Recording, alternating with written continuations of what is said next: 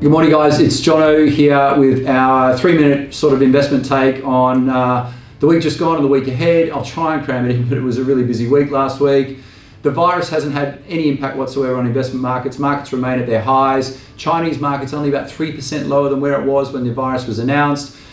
All the same, we are still watching very closely as to when China will go back to work, and it could continue to drag. The auto companies, Honda and Toyota, are starting to get some production back up this week. They plan to anyway. And to the large Chinese sportswear companies saying about 40% of sales, or 40% of stores will be back on this week. And I guess the big one that we're watching from an international standpoint is Honhai, or Foxconn as they're known, who are the big manufacturer for Apple goods. They're as yet not returning to production at the key sites, but potentially could do so in the coming couple of weeks. So they're the things we're watching. In Australia, the impact is starting to be felt largely in the resources sector, and I think it's likely to see the currency further lower to what is currently already an 11-year low, but I think we're going to go into the mid to low 60s. And in large part because on the export side of things, we're suffering. So we talked about LNG shipments being sent back last week, copper shipments now being sent back, and iron ore exports in the early week of first week of February halved out of Port Hedland. That's the big export port for BHP, Fortescue, and Roy Hill's production.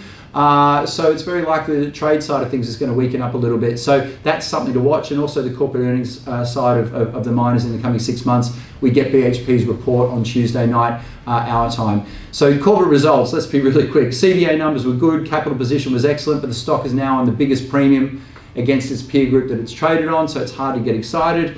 Telstra's numbers were fine, had a bit of a wobble post the Competition Authority's approval for the TPG Vodafone merger last week, but I do think we'll see that stock through $4 in the coming couple of months. CSL, they've just out-invested their peer group internationally, and so no surprises there. That volume growth in the high teens, sales growth in the mid 20%, but again, biggest premium the stock's traded at against the market, so hard to get excited.